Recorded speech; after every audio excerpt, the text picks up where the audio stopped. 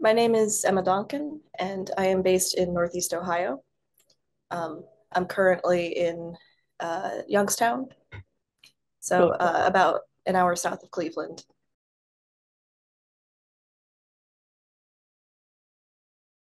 I actually write a lot of jazz as well and a lot of big band. Um, so I sort of do a mix of chamber music and then some jazz music. I also enjoy writing for individual artists, mostly people that are seeking new music.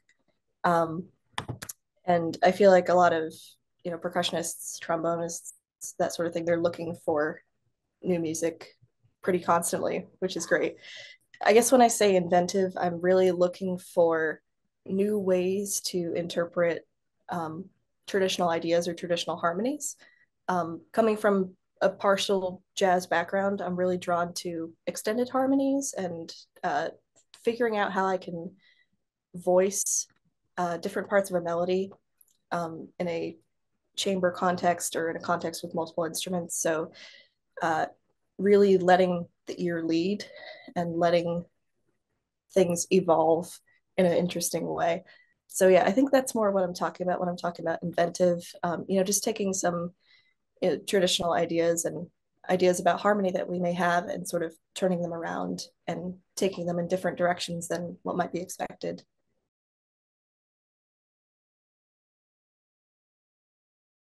I tend to think both vertically and horizontally when it comes to composition. A lot of times you'll hear people talk about form and composing in a sonata form or composing in rondo or that kind of thing.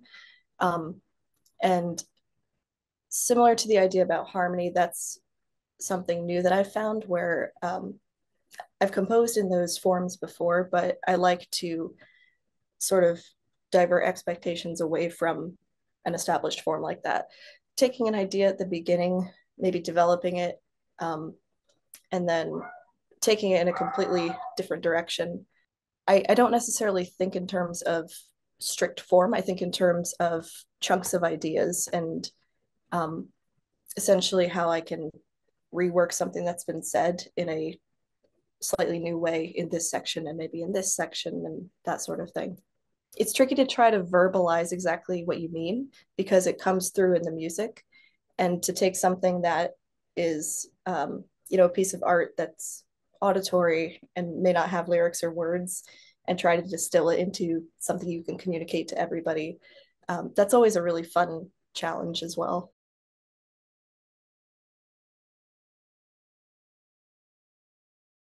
For me, obviously it starts with the ensemble, and I feel like I start thinking about each instrument as its own voice and what it might like to say. um, as it kind of evolves, I'll usually start with a single idea or a single harmonic idea, talking vertically again. And then as it develops from there, a lot of times what I try to do is think of it like a conversation and make sure what some of the instruments are saying complement what's been said or support it. And then they can take that idea and add their own interpretation of it. That's really how I think about the compositional process when it comes to um, a lot of chamber music and music for multiple instruments, especially like the piece I wrote for soli is just four. And I wanted to make sure that each of them had something to say that had some import.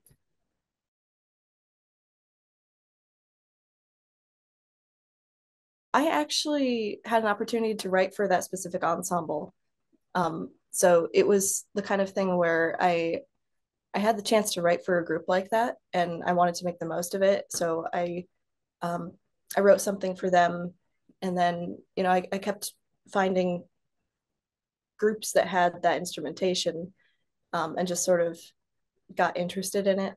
And I just enjoy that type of group anyway because you do have string quartets and you do have like a chamber wind quintet kind of thing, but to see flute, clarinet, violoncello, it's out there, but it's not as common or standard. Blending the winds and the timbre of the strings is always something that I found both challenging and really fun.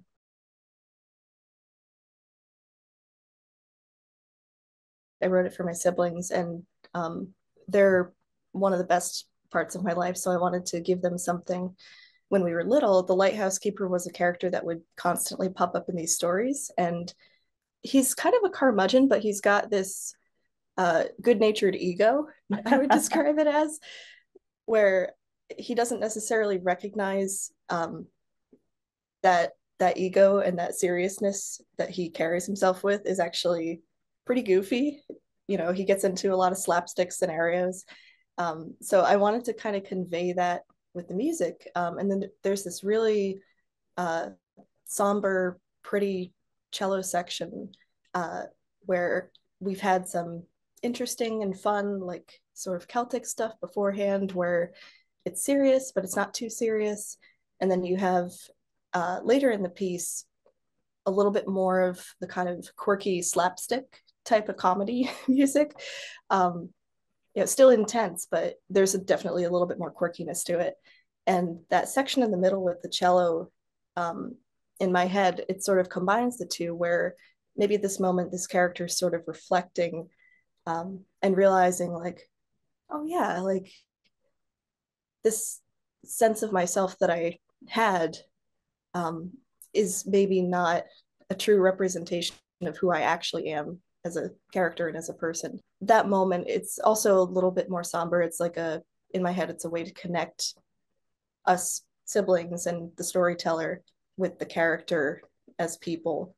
Yeah, so it kind of goes all over the place. And that is intentional. That's very much how those stories went, because I was about 8 or 9 when we started telling these stories. So if you can imagine a kid's imagination just being all over the place, part of the fun with that too was getting to put into the score specific notes about, oh, like, oh, imagine this is happening here and this is going on in his head in this section and that sort of thing.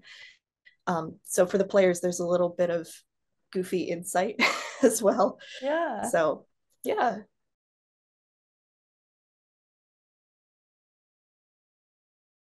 I'd say it's kind of mixed. A lot of my pieces are.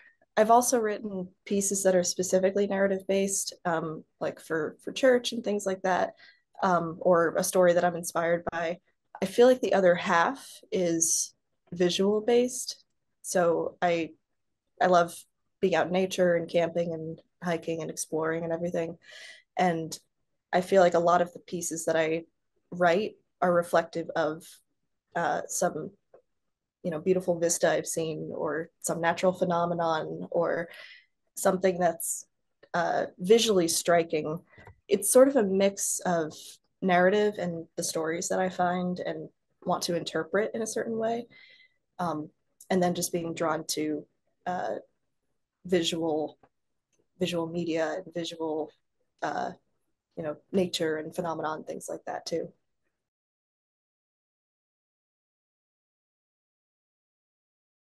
In terms of working with people, honestly, um, it's influenced it a little bit. And I mostly mean that in terms of rehearsal and trying to make sure, um, as a composer, I'm doing everything I can to be clear in my writing and effective, and if necessary, be involved, but then have the not be over involved. Hmm. So I think as an educator, sort of listening to students and hearing, um, even just hearing what they struggle with in their repertoire, and taking mental notes for myself, like, oh, maybe this phrase is difficult for this particular instrument, and this is why. Like learning from people who are immersed in a totally different instrument or a totally different style. And I think also just as an educator, um, in terms of communication and figuring out different ways to teach theory and um, get people to understand it in multiple different ways and find different repertoire that illustrates aspects of theory that we're discussing. To me, it all kind of works together. So it's not only um, me growing as a teacher and helping students understand these concepts better, it's also listening to students in all aspects of their music journey, and then realizing like, oh, I can also use this to grow as a composer as well. I've kind of come to a place where, I recognize I don't know everything. I'm constantly learning, and I love that. And I also love that, my students sometimes teach me things I never even knew that I didn't know. So, yeah. So in my head, it all kind of works together just to build me and my community as artists and musicians.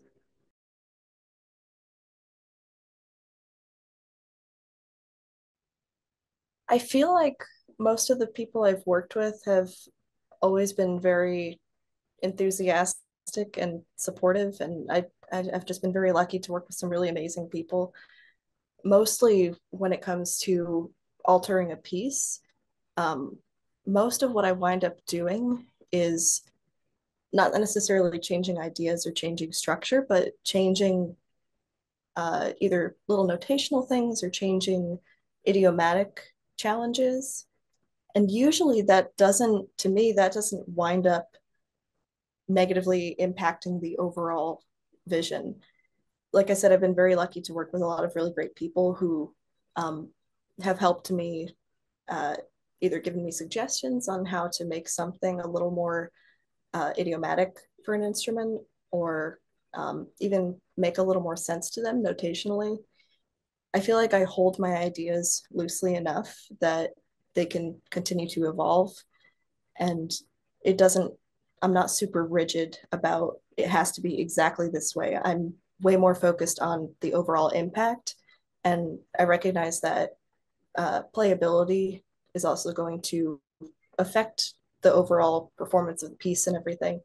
And that's something that I've had to learn with time too, is, just being able to um, still have that vision and find different ways to achieve what I'm trying to achieve, but also hold some ideas loosely enough that they can be, shifted and altered in a positive way.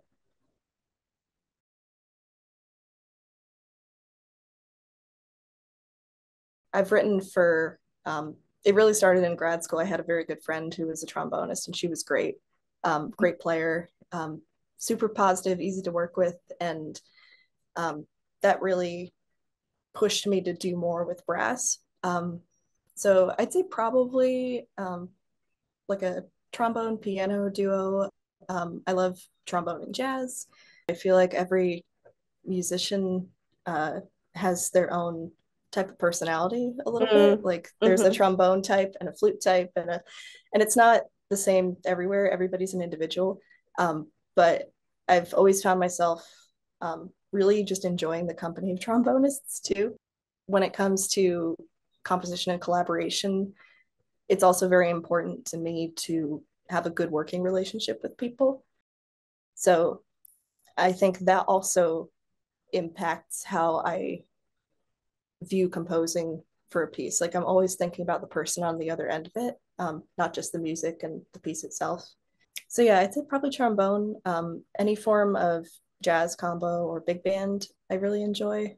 And I also really enjoy um, interestingly divided chamber groups, Okay. like like solely, um, and uh, different combinations of classical wind and string instruments that um, it's just a group of people that wanted to get together to create music and enjoy it together, and that always results in very interesting new music too, because you're playing with different instruments and not necessarily a set standard of an ensemble. Like it's not an orchestra where you have this every single time, or a wind ensemble where you have this exact instrumentation every single time, maybe some different percussion or that sort of thing.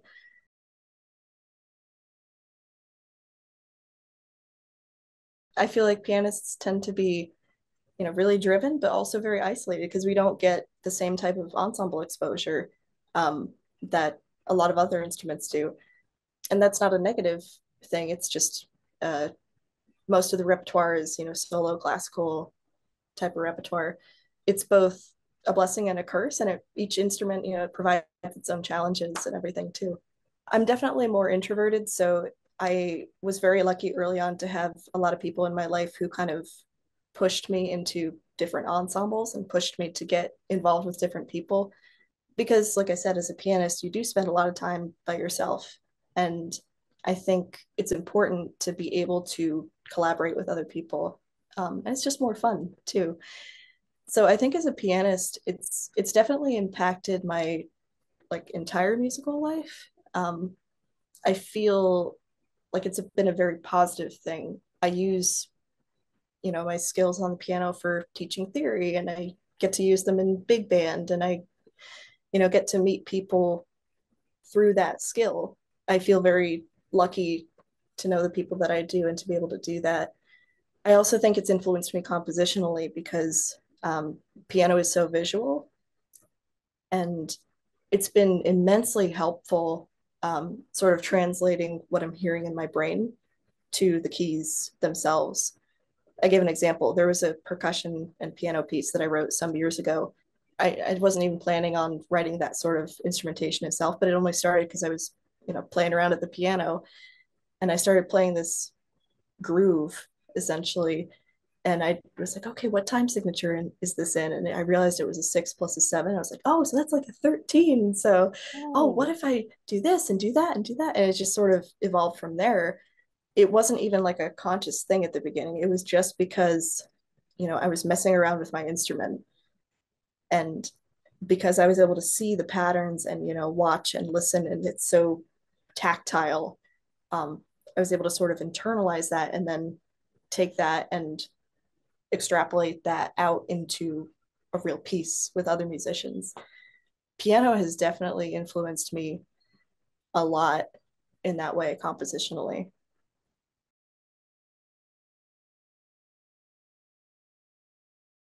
I actually just finished a chamber orchestra piece.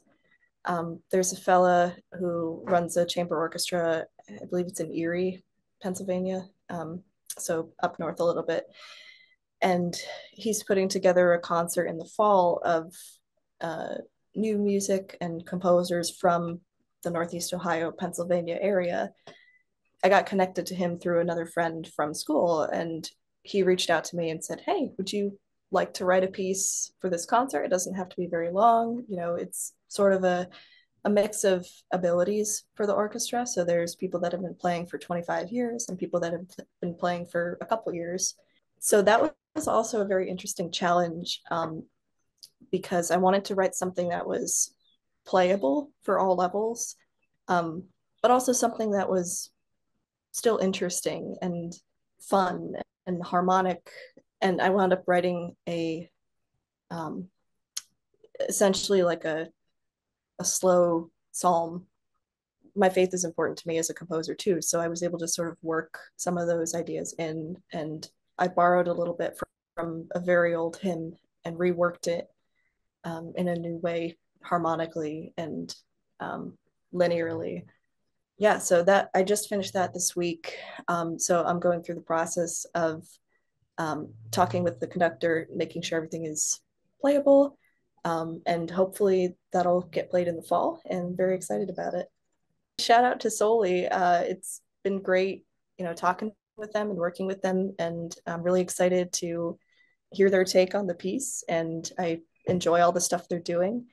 And also shout out to Alba New Music Festival, because I saw they just came back from there, and that was actually the program where I wrote The Lighthouse Keeper a couple years ago. So it's very cool to see how all the worlds intersect. And yeah, so shout out to them, and thank you so much for your time. I appreciate it. thanks for watching. If you enjoyed this interview and want to see more like it, check out the 30 by 30 by 30 playlist on our channel. For more information about the 30 by 30 by 30 project, check out the website linked to the right.